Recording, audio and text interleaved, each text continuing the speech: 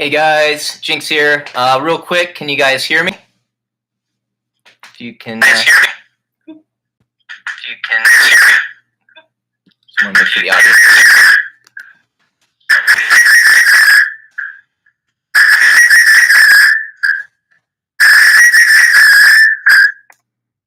Let me turn the sound off.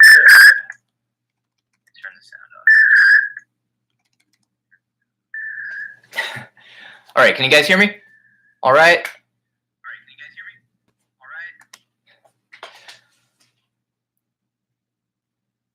Okay, I got rid of the feedback. All right, cool. You can hear me okay now? Anyone say yes? Yes. Okay, cool. All right. Hey, I hope everyone's doing all right and keeping themselves busy during this quarantine. And yeah, well, thanks for joining us. I just wanted to answer some of your questions. Some of you submitted some questions, and they're really good. And I'm just going to get through those first. And yeah, and then when we're done with that, if you guys have any more questions for me, I'd be happy to answer those. So let's see. Let's start with somebody asked, what is your favorite opera? My favorite opera, I would have to say, is Die Zauberflöten, which is the Magic Flute by Mozart. Why that's my favorite opera? Well, I performed it when I was performing with the symphony when I was still in high school, and we did a performance, a production of it, and it was just a lot of fun to do. All the music and the storyline and the songs are just a lot of fun. It was fun to perform. The actors were great, and I always enjoy that one. It's very fanciful. And when Mozart wrote that, it was at the end of his life, and he was kind of going a little bit mad, and you can really sense that in it. And so anyway, that would probably be my favorite opera. Let's see, next question. Will there be a new signature guitar anytime soon through Schecter, and how the endorsement process was? Yeah, of course. I'm always thinking of new designs and how to improve my existing design with my Recluse. I haven't put out anything new yet because I've been pretty happy with my current design with my Recluse. And, it's like once you've perfected what you want, it's hard to go to, anything different. So I've been pretty happy with that design, but I have thought about some new designs that I plan to put out in the future.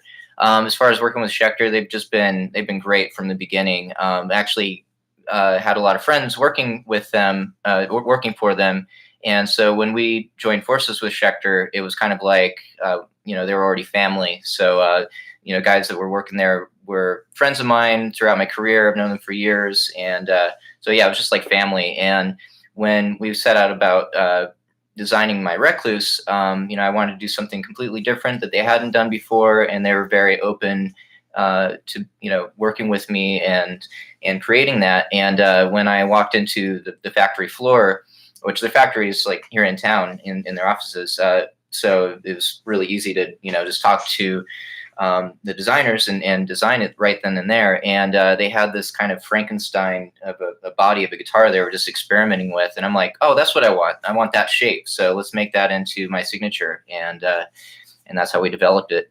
So yeah, really great working with those guys. Okay, next question. Who is your all-time favorite composer and why? Okay, so that's kind of like choosing your favorite kid for me. But let's see, I would have to say my number one is Johann Sebastian Bach. And why? When you listen to his music, it's like you're doing math problems. His economy of thematic material is something else. And what I mean by that is it's like the music is having a conversation with itself. You hear these different voices, and this is like in his fugues and inventions, and it's like a conversation going on, a musical conversation. And I've always been fascinated with that and with the art of fugue, and I try to incorporate that a bit in our music in BBB. And you might hear it in certain songs, like the bridge of Perfect Weapon, or my overtures, in a lot in Wretched and Divine. You just hear it here and there. Yeah, I use a lot of that style and that technique in our music. So I've always been fascinated. So Johann Sebastian Bach would be my number one. Next question: what is or are the things you're most grateful for, professionally or personally speaking? Professionally, I would have to say the success and career I've had with Black Veil Brides, number one, and in the BVB Army, and getting to that point. I'm so grateful for that and for what I've been allowed to do throughout this career with these guys and you guys and making that happen for us. Eternally grateful. Personally, my family, who's been supportive of me throughout my career, throughout my life, and my mom, my dad, were both musicians. We always had instruments in the house growing up, and both my parents have been really supportive of what I do now, and very grateful for that. And I'm very grateful for my wife, Alice, who she's just stuck with me through even my most darkest moments and my illnesses, and just stuck by my side and encouraged me, always believed in me, and she's here, and she'll be with me till the end, and I'm just eternally grateful for her, and I'm grateful for, I came out that I have epilepsy, and it's something I've been struggling with for a long time, and about 7 going on 8 months ago now, I finally found a medicine that works for me, and I've been seizure-free, episode-free since then, and I'm just very grateful for that right now. Okay, next question. Where the hell do you find some of the pieces you've worn in your recent silly symphonies on Instagram? Okay, I hope you guys have been enjoying those. I've been having a lot of fun making those, and I just want to make you guys laugh. So during this time and anytime really, but I just want to entertain you guys as much as I can and make you smile. But yeah, as far as where I've gotten some of the stuff, I personally, I collect a lot of Victorian and earlier vintage clothing and items. For instance, this hat. This is a Masonic Knights Templar chapeau from about the 1880s. And so what I do is I'll go on online auctions and I'll see where they have pieces. They call it museum deaccessions, where museums let go of items, they'll auction them off. And I usually find a collection that I like, and I'll try to get, I'll put bids in, and that's usually where I acquire a lot of the stuff, a lot of online auctions. As far as my Knight's helmet, though, this thing. So funny story about this is when we started the Resurrection Tour in 2018, it was my birthday, and we just got on the road, and we stopped at a truck stop just outside of California, and they had these helmets for sale. And Jake's like, "Oh, if you get that, you have to wear it on stage." And I was like, "Oh no, I'm totally getting that." So best tour purchase ever. And yeah, so that was a fun little thing. Let's see. What's next question here? What's your favorite Black Veil Bride song? Again, okay, like with the composers, is like picking your favorite child. So that's really hard for me to do because each one, is special to me in a different way. But let's see. Let's pick one. I'm gonna say "Savior" from "Set the World on Fire." That song was very personal to me. When I wrote the music to that, we were in England on tour with the Murder Dolls in 2011, and I had received word that one of my best friends in high school had committed suicide, and and I was pretty depressed about it, and there wasn't anything I could really do overseas or even be there for his family. The only thing I could think to do was just grab my guitar, and I was in the hotel room, and I just started noodling around. That's what I came up with. And then when we got in the studio to do that album, Andy heard the music, and he walked outside to write lyrics to it, and he did the lyrics in like 5 minutes and came in and sang it, and it was just amazing. It all came together, and it's always been very special to me. And and it's a good song for anybody who's going through a dark time and contemplating suicide or dealing with depression. So that one in particular has been a personal favorite of mine. So next question, what are some positives of being quarantined, and how are you passing the time while on lockdown? So since I consider myself a bit of a recluse anyway, I can actually find it kind of funny that my lifestyle is considered quarantine. So I spend so much time here in my studio.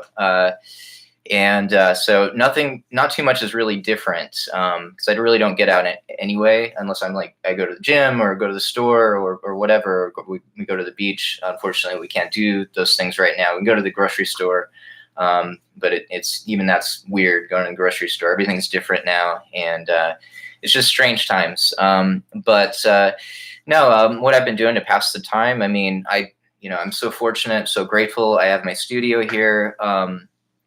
To combat the initial shock and being down about, we were going to start this tour a few days ago, and just not being on the road like we were meant to be was just a huge downer. So I've just been occupying my mind, and one thing I've been doing is actually learning some new pieces on the piano, because I really don't get that much time to play the piano.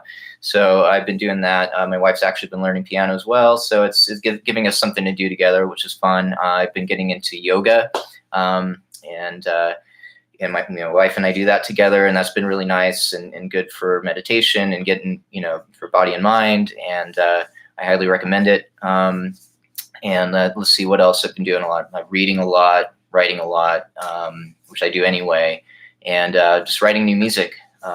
So I've been enjoying just occupying my time with all of that, and spending time with our animals too. Actually, you can see Mal, our cat, is sleeping behind me, and that's my harpsichord right there. I think Mal was working on her latest composition and passed out. But yeah, spending more time with the animals, and they seem to be really happy to have us both in the house. So that's one silver lining of this all. So let's see. Next question. What is the weirdest thing you've ever eaten on tour? Okay.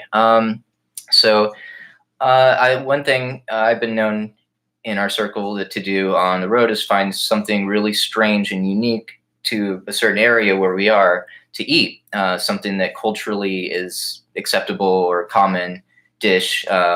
Like say in Scotland, I'll have the haggis, and I was like, where can I find the best haggis? And a lot of people like haggis if you're not Scottish. So, but I actually enjoy it if it's prepared well. And a lot of animal rights activists probably aren't going to like me for this, but when we were in Australia, I think on the first Soundwave tour, I tried kangaroo. Please don't hate me for this, but I had to try it just because it was on the menu, and I'll probably never have it again because I feel bad eating it. But that was probably one of the strangest things I tried just because it was so unusual. Anyway, let's see. Next question. What is your favorite horror movie? That's, again, it's one of those like pick your favorite kids questions, but I have to say my favorite horror film of all time, because it kind of hits close to home to me, is the original Amityville Horror. And and why that is because, and I'll probably get to this in a minute, Amityville Horror, it's basically about a family who moves into this house where this horrific murder happened, and they start experiencing a strange phenomenon and a haunting, and it gets so bad they have to move out, this demonic force. Well, I'll get to this in a minute, but when I was a kid, we experienced something very similar to that. So watching that, when I watched that the first time later on in life, I was like, whoa, this is kind of similar to what happened to my family. So it's been one of my favorites. And also, I've gotten to work with John G. Jones, who was the writer who worked with the family in developing their books and writing about their experiences. And he, they kind of took over the Amityville franchise after the first movie and first book were written. And so I've gotten to know him and look forward to hopefully maybe working with him in the future on either a book or a film that I'm developing right now. So, okay. So favorite Black Veil Brides album. Again, my favorite kid. Okay. So let's say, I'm going to have to say, let's go with Wretched and Divine on this one, because there's a lot of me on that record, a lot of strings, a lot of compositions. And I just I stretched the limits of my capabilities on that. I learned a lot more about composition, and I really was able to kind of develop and morph my style in that respect. And from that album and doing the concept album and doing the movie that we did, Legion of Black, I kind of experienced a little bit of getting my foot in the door of composing for film. So, and I ended up doing a film after that, Escape Room, where I scored the whole film, all of the music on that. And so it's something I enjoy doing and like to get more into in the future as well. So I'd have to say that one definitely, just because of what I learned and what I did on that album. I'm very proud of. So let's say next one. Okay. Next question: on albums like Veil and Wretched and Divine, there are a lot of strings. And how much of the strings are you, and how much are libraries? Also, do you use any string libraries at all? Any that you would recommend? Thanks. So let's see. On Wretched and Divine, yeah, a lot of it's. Oh, so when you say, let me explain. So when it's me, or when it's a sound library, sound libraries are basically, we in the studio we use these libraries that are actual recorded sound files of an actual instrument. So and through MIDI we can like program and put together basically a whole symphony of just sounds that were recorded off of like live instruments, so the real instruments, but you're what we call virtual instruments. So so you don't actually have to play it in the studio. You can actually use those sounds and put it all together that way. But I like to play a lot of live violin. So what I'll do is kind of mix the two. And this is something I do in scoring film as well, is I will do like the major bulk of it, the bed of strings. I'll program all of that stuff using sound libraries. And I like to use LA scoring strings for that because they're just very true. There's a lot of articulations, and there's a lot you can do with that, a lot of possibilities. And then what I do then is play on top of that. However, in Wretched and Divine, most of that, like all the strings in that, are actually live, like me playing in the studio, and actually recorded most of that here in this room when we did that. So I just moved into this house, and I recorded all the violins, the cellos, everything in this room. And so like say Overture, that's all me. I just layered violins and cello, and then like the timpani samples that are on that, those are samples. Somebody playing this, not somebody playing the timpani, but it's just, timpani hits, and we program that. But everything else is me playing live violins, all the interludes, all of that is me. But yeah, this is basically what we do. I mean, most of it's me actually playing, and then to thicken it up, I'll use sample libraries like LA scoring strings. Okay, next question. Why did you choose to go by Jinxx? Okay, well, the name Jinxx actually chose me. I was on tour with one of my old bands from back in Portland when I lived there before I moved to LA. And we were just on this little mini tour, and everyone in the band had these like exotic stage names, and I didn't have one yet. I hadn't picked one, and but we were on the tour, and I just kept like going off the tour and getting into these really silly situations, and I won't go into detail, but and I come back onto the tour, and my bandmates they just said I was jinxed, or I was like a cat, like Jinxx. I would keep coming back. Like I would get lost somewhere and just go on an adventure, and then I'd come back. And yeah, so it from then on, it just kind of stuck, and yeah. So it found me. Okay, next question. What is your proudest moment of being in this band, and what was the moment that made you really think like, wow, this is going to be big? Let's start from the second part of that question. I knew this band was going to be big when I got involved with it. I met Andy. Actually, funny enough, I met Andy while I was on tour with my old band, The Dreaming, and he came to a show in Cincinnati. I didn't think much of it then, but then I was reintroduced to him in LA, and he'd just come to LA. And I guess he just put out the Knives and Pens video. And was getting some momentum with that. And I was, at that time, I had just quit my band, The Dreaming, and I was jamming with Jake and Cece at the time, and we had a little project called 80 Proof Riot. And the songs we were playing in that, actually a lot of those songs ended up on the first two Black Veil records.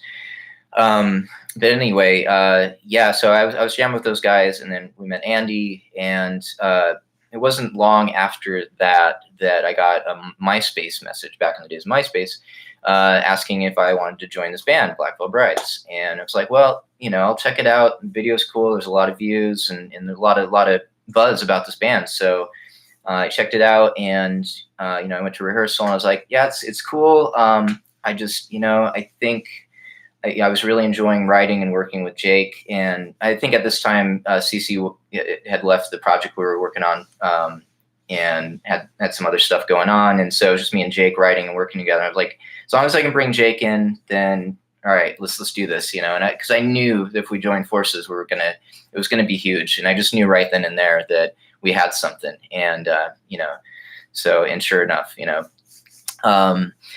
and let's see. So what was my proudest moment? I would have to say I have several proud moments throughout the course of our career. But one big one for me was opening for Metallica at Download Festival. I think that was in 2012. And I mean, they were like my most favorite band growing up. So that was like a dream come true, doing that. Another proud moment was winning the Revolver Golden Gods Award Best Guitarist with Jake. Also that same year, I believe it was. And, we that night was just incredible. Zach Wilde and Billy Duffy gave us the awards, and then we were introduced by Alice Cooper, and we performed I Wanna Rock with Dee Snider from Twisted Sister. So that was just like an incredible evening altogether. That experience that night, getting that award, very proud moment. Next question. Have you had any paranormal experiences while touring? You know what? I haven't had a lot of paranormal experiences while on the road, but a lot of the venues that we play are very old and have a history about them. And many of the places we played, people reported having experiences there. I personally can't really recall any particular time when I have had an experience. The most paranormal experience I had was when I was a kid, and I'll get to that in a moment. Okay, so let's see. Do you still have the Ouija board guitar? That's the coolest guitar. I do still have it right here. So, yep, I have it. I don't play it live anymore because this thing was getting thrashed on the road, and my buddy actually made this for me. My buddy Gary Kozlowski in Michigan, and a good friend. He's like family to me. He made this guitar. He made me two others, and they're handmade. And I think he sells these guitars, but they're very expensive because they're boutique handmade guitars. And anyway, I was playing it on the road, and it was just getting thrashed. I mean, and now it just hangs on my wall. I play it now and again, but it's just a piece of art that I just don't want it to get ruined. So I don't really bring it on the road anymore with me. But yeah, still one of my favorite guitars. What's your favorite tattoo and the story behind it? All right, I have several favorite tattoos, and actually my most favorite tattoos are recent ones that I've gotten from our friend Sean Kama. And let's see, I'll show you. Actually, the most recent one I got right here, supposed to represent Alice, my wife, as my son, and this is representing me. Jinxx, my Jinxx moon. I've actually had this moon tattoo for a very long time, and he just kind of made it a bit better with my war paint and everything. And so anyways, basically representing Alice as my son, and I'm the moon. If that makes sense. Also, I've got this kind of gothic hummingbird right here. Alice has the same tattoo on her ankle facing the other way. I always call her my hummingbird. And let's see. Then I've got an English rose right here. It's my wife's from London. And then I've got an Iowa wild rose right here because I'm from Iowa.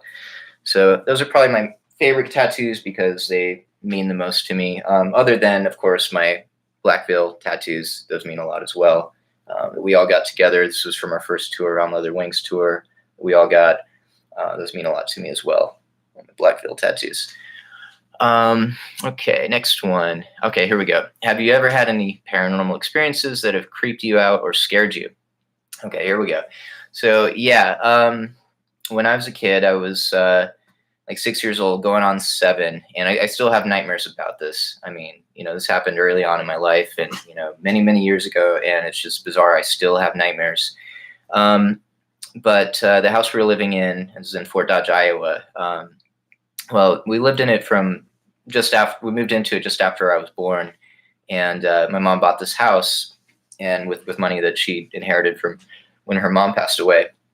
And anyway, we lived in it for about 6 years, and I guess we had what you call a poltergeist, or some would say a demonic presence, if you believe in that sort of thing. We began hearing footsteps, smelling like really gross smells of rotten eggs or sulfur, just really nasty smells, and just a lot of different weird things happening in the house. Objects moving around by themselves, and voices, and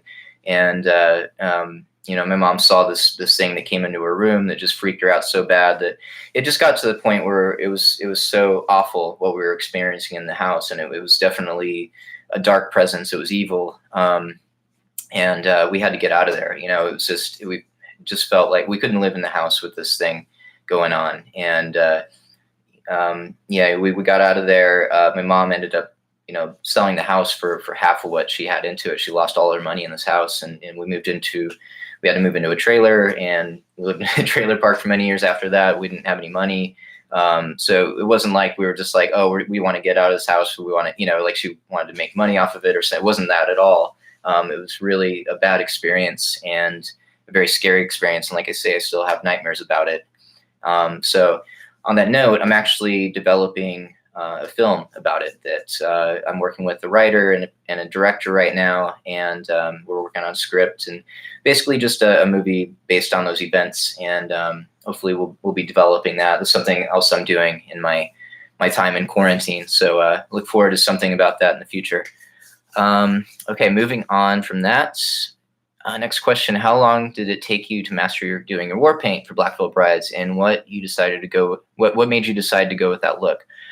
It didn't take me long actually to develop that. I actually donned the Crow. It was like I was really into the movie The Crow when that came out, and after that movie came out, I actually went to a lot of Halloween parties, or go out for Halloween as the Crow and wearing that makeup.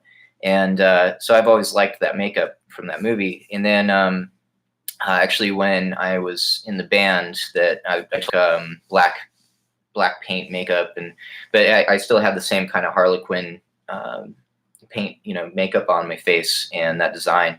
So when we were starting to do the war paint in Black Veil, I just kind of regurgitated that idea, and it just kind of developed over time into just full on like clown, like creepy clown Harlequin face, and my Jinxx character, my on stage persona. Just kind of became a part of me, and I'm a very shy person off stage, and on stage that persona just really comes out, and with that war paint. Okay, moving on. Hi Jinxx, since finding out you have epilepsy, it showed me how strong you are. Thank you. I'm so incredibly proud of you for that. Thank you so much. Here's my question. Have you ever felt anxious going out on stage and having a thought in the back of your mind that something could trigger a seizure? Oh my God, absolutely. I'll tell you, the first time I actually had a seizure as an adult was when I was with my old band and we were performing at the Whiskey A Go-Go in Hollywood. And we had strobe lights and these little light boxes that I actually made. And my singer programmed the strobe lights, and we had them programmed to our like backing track we're using and stuff. And anyway, they went really fast. And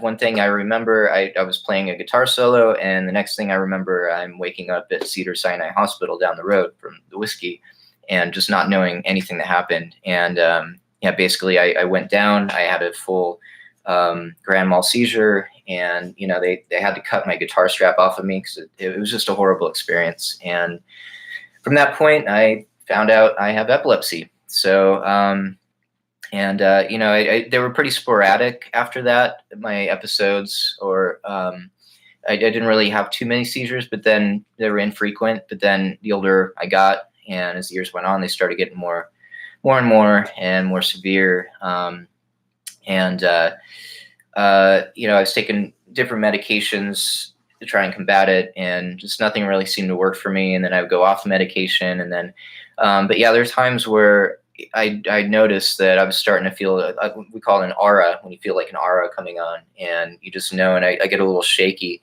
There's been some shows where I kind of noticed, like, that day, even when we were in sound check, I'm like, oh, I'm not feeling quite right now. I don't think I slept enough last night. That's the thing with epilepsy too. You have to make sure you get lots of rest, and a lot of it can be from sleep deprivation.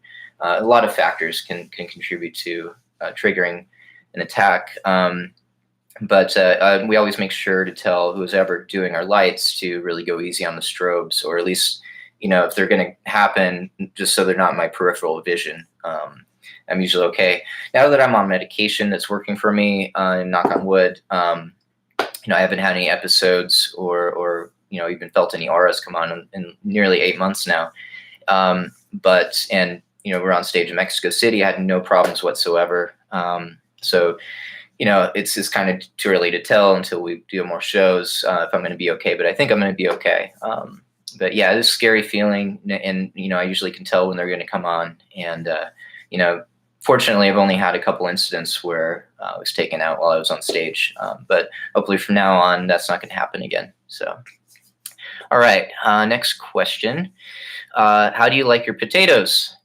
Mashed, hashed, fried, potatoes O'Brien, waffled, tater tots in casseroles, deep fried, curly fries, regular fries, and or in soup?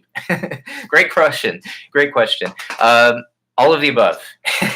I like potatoes, no matter how they're prepared. Actually, last night, my wife, who I told you is English, she made cottage pie, which is one of my favorite English dishes. And if you know about that, cottage or shepherd's pie, it's coated in mashed potatoes, and also bangers and mash. So yeah, any which way, all of the above. Okay, next question.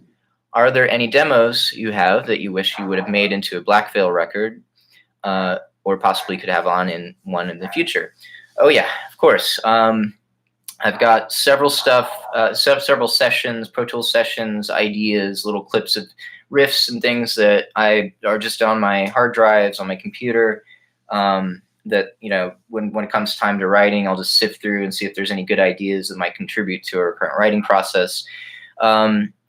Just speaking on that, the song The Vengeance that we just put out, was actually from an idea I had from almost 10 years ago, that we just never got around to making a song to. I think we attempted a few times to write lyrics and melody to it, but only ended up using them recently.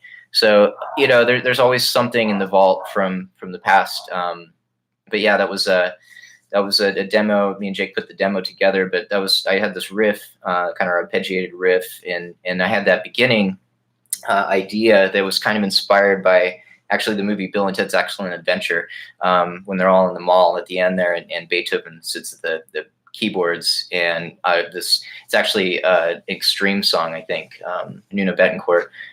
But yeah, it's just I was kind of inspired by that intro, and I wanted to do something kind of like that, very classical. And also in the bridge section there, I take that thematic material from that riff I had and turn that into a fugue, if you notice that.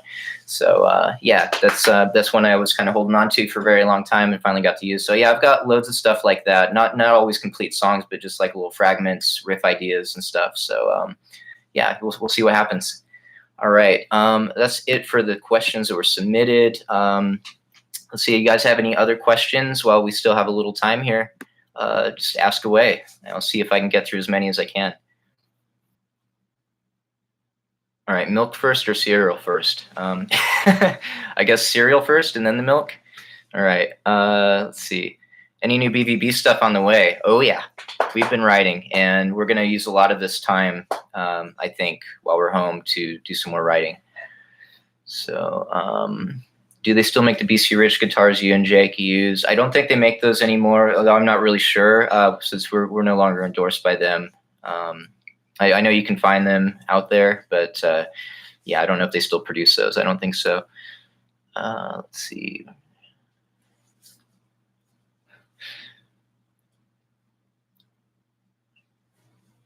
All Okay, I'm just sifting through these guys. Bear with me. Oh, if you weren't a musician, what would you be doing? I would probably be a historian, I would think. History is one of my most fascinating subject to me, and yeah, I could probably write, I'd write volumes about history. So I'd love to give lectures and talks, and do. I was even thinking about doing a show when we were on the road and putting that together, going to different various historical sites and talking about them. Um, let's see, what's the hardest song you had to perform?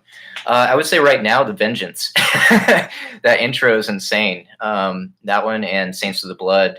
We haven't actually performed that live, but just trying to play that in rehearsals is something else, that solo section. Let's see. What's your favorite era or place in history? Oh, I've always been really fascinated in the American Civil War. I collect items from that period, and it's just always fascinated me, that period in American history. I have some relatives that fought in it, and I'm just fascinated by all of it. I've also been really fascinated in the Rococo era, the late 18th century in Europe, when Mozart was around, and the Baroque era as well.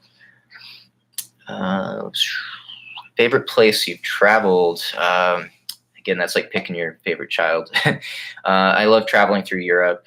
Just one thing, the history. I mean, anywhere in the world, I can find something. I can tell you something I love about it. It's awesome going to Japan that I've never been, Australia. They're all favorites. I just love traveling. I love touring, and I love seeing the world.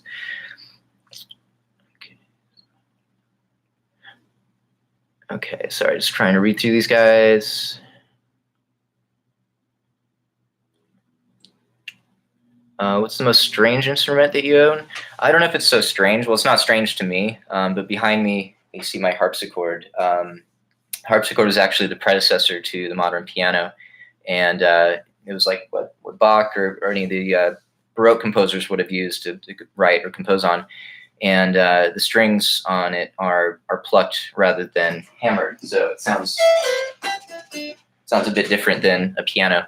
And I've always been fascinated by it and by the era in music, and I use it as a writing tool. And actually, while during this downtime, I just had it retuned and been playing around with it.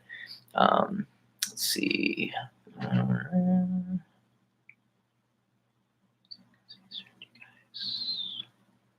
Do you remember Joe's Cafe in Amsterdam? I do. Yeah, I remember that place. So your cousin served us. That's cool. Yeah. Oh, I love Amsterdam. Another favorite place. I'm curious what guitarist had the most influence on your playing and as a fan of music in general.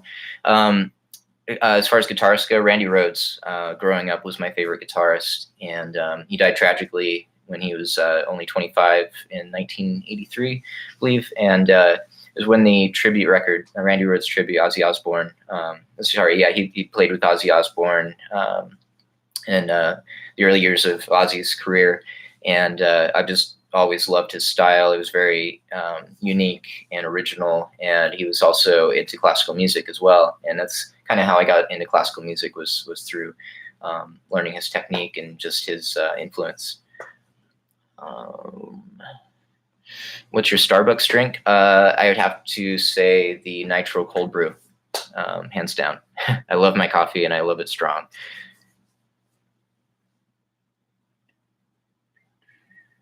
Okay. Most difficult thing about being on tour, Megan, is I would say just being away from loved ones, and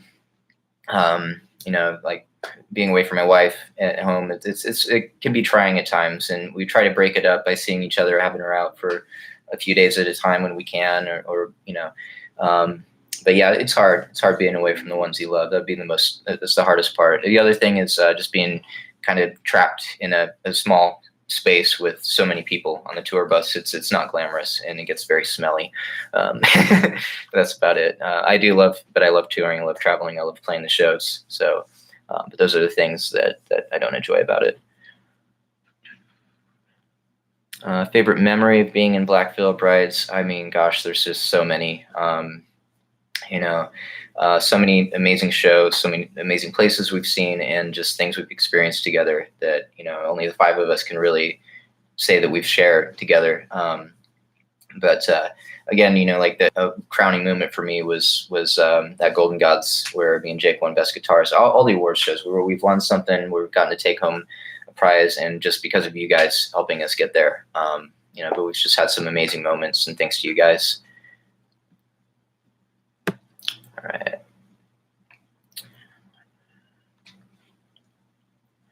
What do you do when you have writer's block when making music? That's a great question. So when I have a block, mental block, I usually, you just have to kind of put it down for a minute. You can't force it. And what I'll do, I listen to a lot of classical music for inspiration. So and that's generally what I'll do. I'll play some Bach or whatever. I'll listen to something else that kind of gets me out of what I'm working on right now. But a lot of times too, I'll just keep a guitar by the bed.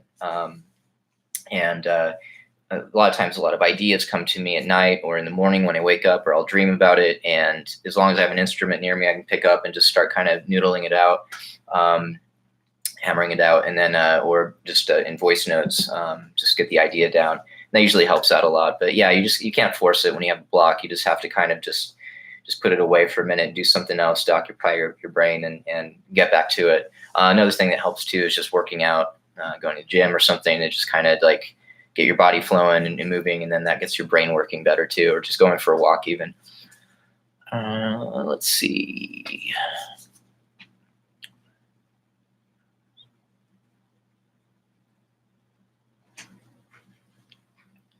All right, trying to get through these guys. There's a lot of great questions.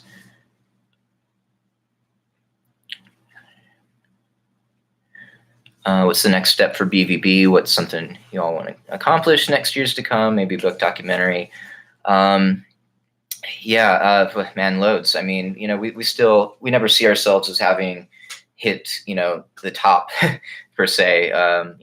We've always said there's no ceiling to where we want to go with this band. And so, we want to be filling arenas. We want to be headlining Download Festival. We want to be doing all those things. And we'd love to be putting out a documentary about how we started in our career. We see ourselves as we're only still just beginning. So I know we've been around for 10 years. We have a few records out, but in our minds we're still just starting. So loads to look forward to. How did you feel about getting to play violin for Marty Friedman? Oh my goodness. Okay, so I know I told you Randy Rhoads was one of my favorite all-time guitarists growing up. Marty Friedman was another one. He played with Megadeth for many years on their biggest records, and my favorite records by Megadeth. And he's just such an amazing guy, in aside from his playing. But before Megadeth, he was in the band Cacophony with Jason Becker, and another just incredible musician. Jason Becker is in a wheelchair. He's paralyzed from the neck down and can't play guitar anymore, but he still composes, and he's still just an inspiration to everybody. But he was like the fastest guitarist out there at that time. And Marty, getting to know him, we were emailing each other back and forth. I went to a show of his at the Whiskey here in LA, and we just got to talking backstage, and I just said, hey, I've always been a huge fan of yours and your style. And he's, I was like, hey, I play violin, and you were introduced by somebody that worked for him. He's like, wow, I had no idea you played violin and you were into classical music and all that. And, I'd love to, let's do a song together. Let's write a piece together. So, and I was just blown away. So, he reaches out to me, he lives in Japan, and he sent me an email, and he's like, well, okay, this is kind of what I had in mind. And he had this whole email composed about what he was thinking in his head that we could do together. And he's like, I'm thinking having you start with violin and piano, and just, I don't know, if you have like an idea, just send it my way. And I was just kind of like, I was scared to death.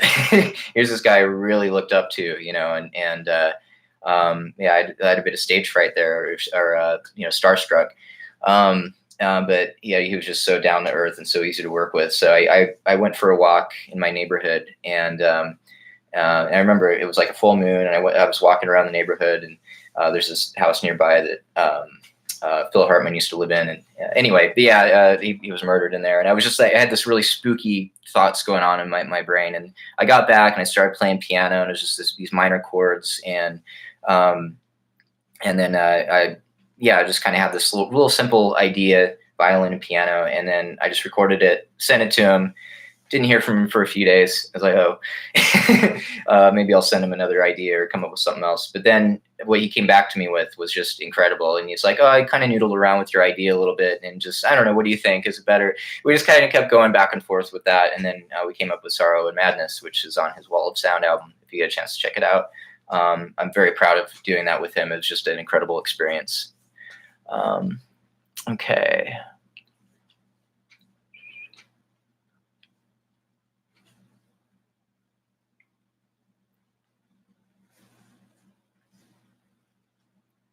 What are some of your favorite rock and classical music albums? Favorite rock albums? Let's start there.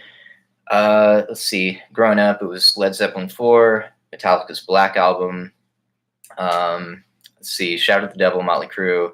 Let's see. I mean, anything by the Beatles. My parents were obsessed with the Beatles. And then let's see. Pink Floyd albums, Dark Side of the Moon and The Wall. Very influential. And from those, I always wanted to do a concept record. So when we did Wretched and Divine, that was an amazing experience because I've always wanted to do a concept record like those. These classical albums, I mean, no particular albums. I've got, let's see, Bach trio sonatas on vinyl that I love listening to, like Mozart's greatest hits, Beethoven's greatest hits, just any of those. So let's see. I remember another classical album I had. My uncle got me it was a CD box set of Bach's Well-Tempered Clavier books 1 and 2, and it was all on harpsichord. And I was just obsessed with that. I listened to it, and it's probably why I get a lot of my ideas from that. Let's see. Any tips for having a career in music whilst living with a chronic illness? Oh, that's a good question. Yeah.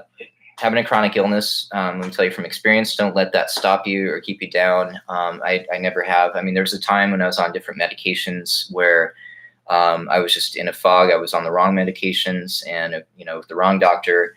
And, I was in the studio. We were doing one of our records, and I just had this cloud over me. I couldn't even remember guitar chords, and it was almost as if I forgot to play guitar, and that was a very scary moment. But I persevered through that. I worked through that, and I just didn't let that stop me. You just can't let it stop you. You can do anything. Like I was mentioning Jason Becker earlier. He's paralyzed from the neck down. He can't physically play guitar anymore, but he still composes music, and he's just such an inspiration. So, don't let it stop you. Thoughts on Palais Royale from a musical standpoint? Those guys are good friends of ours and of mine personally, and I love their music. I love what they're doing. They call it art rock, fashion art rock, whatever. No, I love what those guys are doing and fully support them. Which instrument is your favorite? Again, it's like picking your favorite kid. I started on guitar and then I went to violin. Piano is just something I've always just kind of picked away at and used as a composing tool. But I don't have a favorite. I mean, I guess guitar would be my number one, but then violin comes in the second close. And I try to learn how to play every instrument I come in contact with. Those are my top, I guess.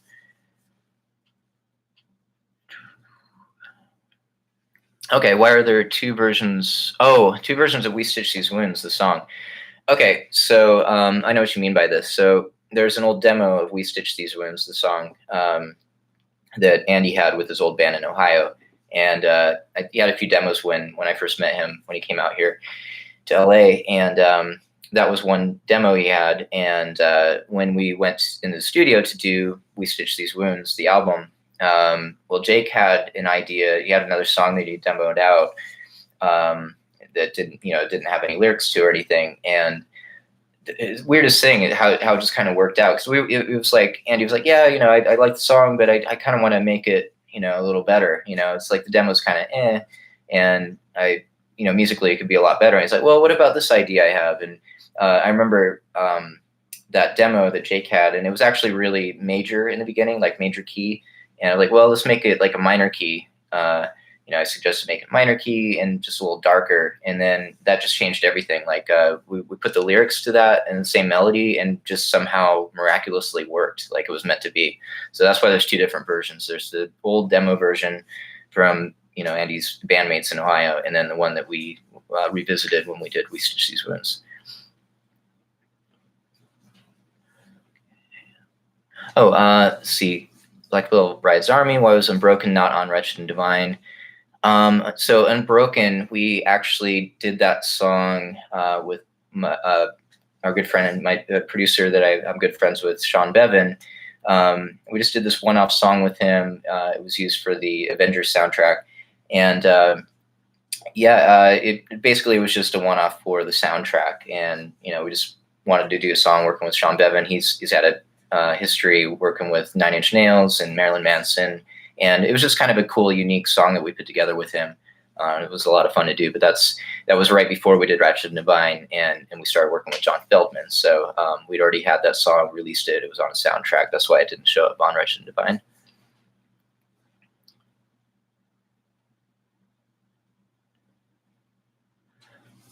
What's the craziest thing a fan's ever done for you? I would say I don't have a craziest thing, but probably one of the nicest things and anyone's ever done for me was Anna, who lives in the Midwest and who I'm friends with online, and we chat a lot because she also suffers from epilepsy like me. She puts together this book every year for my birthday, and basically getting fans from around the world to say something about me, and she puts it all in this book, writes it all out, and will give it to me either at a meet and greet or somehow gets it to me. This last year. She had her mom give it to me on my birthday, and it's a really special thing she does for me, and I really, really appreciate it and appreciate her.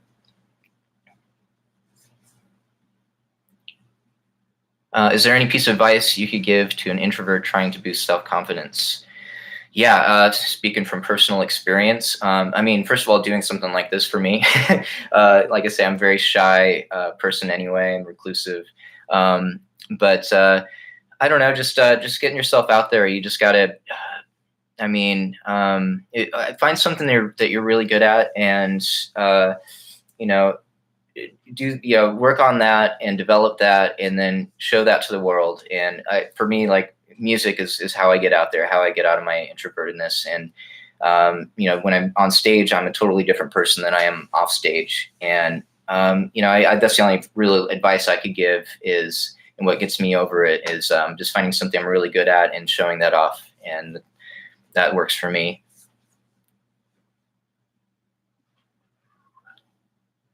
Thoughts on Motionless White. Love those guys. They're good friends. We toured with them early on in our career. Very happy for them and their success, and wish them more success in the future.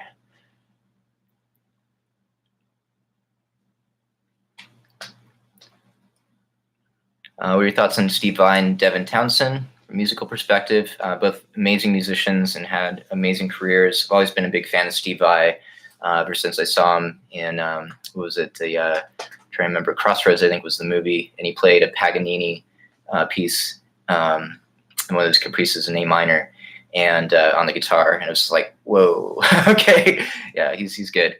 Let's see. Oh, and you're welcome.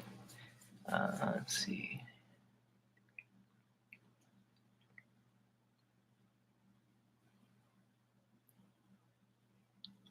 Okay, I'm just trying to. I'm picking one of these. Oh, do you like Slipknot? Love Slipknot. About them, I actually grew up with a couple members in the band. So I'm from Des Moines, Iowa, where they're from. And actually, Corey Taylor, the singer, and my brother had a band when they were in high school. We all went to the same high school.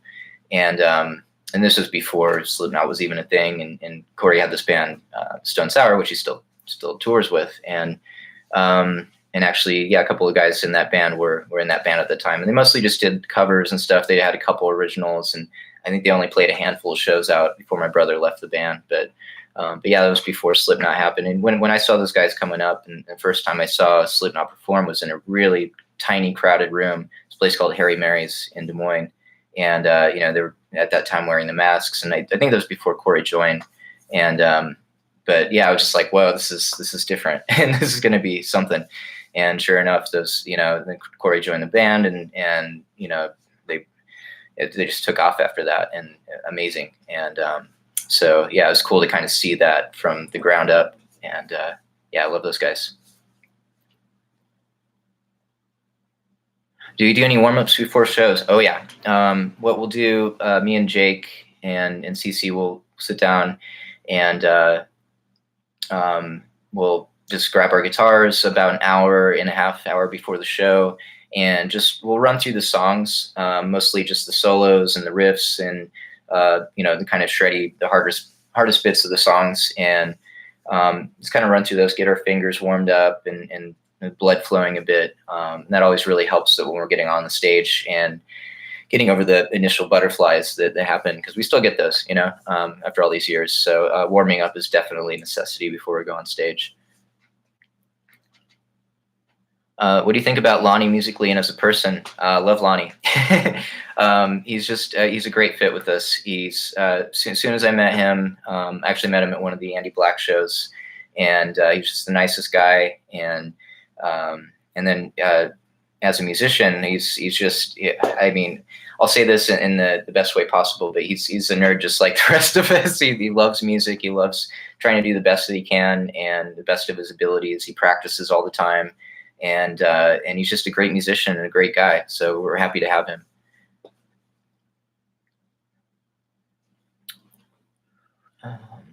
Favorite cartoon? Yours is Scooby-Doo. I love Scooby-Doo too. Growing up, let's see. I have many favorite cartoons. I mean, anything from actually, right now, I'd have to say Rick and Morty is my favorite. But yeah, I always loved The Simpsons, Family Guy, South Park. But yeah, my favorite right now is definitely Rick and Morty.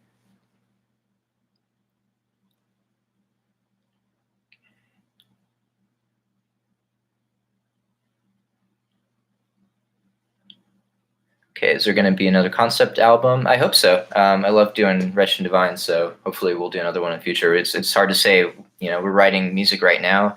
It's hard to say what that's going to turn into. But yeah, I hope so. Favorite kind of pasta noodle? I love chicken fettuccine alfredo is my favorite pasta dish. Right, I got to go here soon, guys. Any last questions or any that I missed? I'm sure I missed a bunch because you guys have been sending away. What's your favorite thing about coming to the UK? The shows are insane. Probably our best shows are in the UK. We love doing Download. Love playing the Brixton in London, the Academy in Manchester. I mean, you guys are just amazing in the UK. So we can't wait to come back when all of this is over.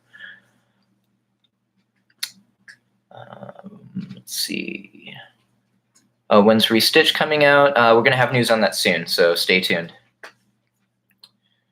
Would you ever come to Portugal? Yeah, I'd love to come to Portugal. I think we did 2 shows in Spain, and been close, but never been in. So I'd love to go one day and play for you guys there.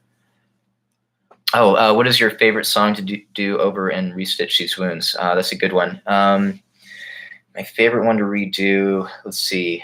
I mean, they're all fun to redo, but I'd have to say Heaven's Calling. I remember when I wrote that riff.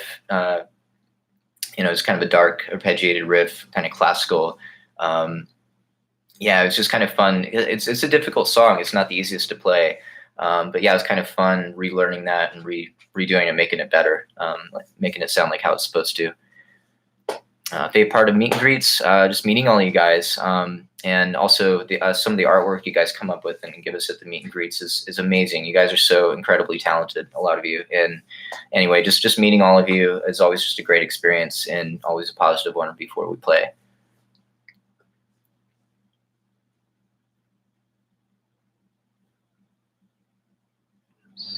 Okay, well, he's coming in quick, so I'll try to get one more in before I have to go here, guys.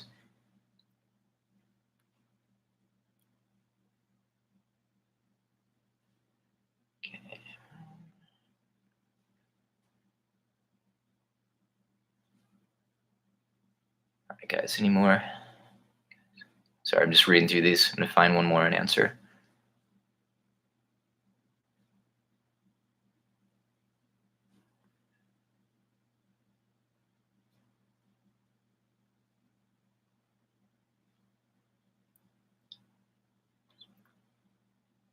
What's your favorite thing to do when you're not touring?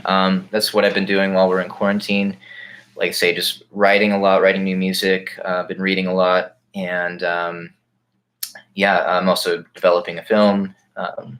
And so I've just been kind of being in doing a lot of creative projects. But yeah, a lot of writing music. I mean, that's basically what we do when we're off, not on the road. I mean, we write when we're on the road, and we write when we're off.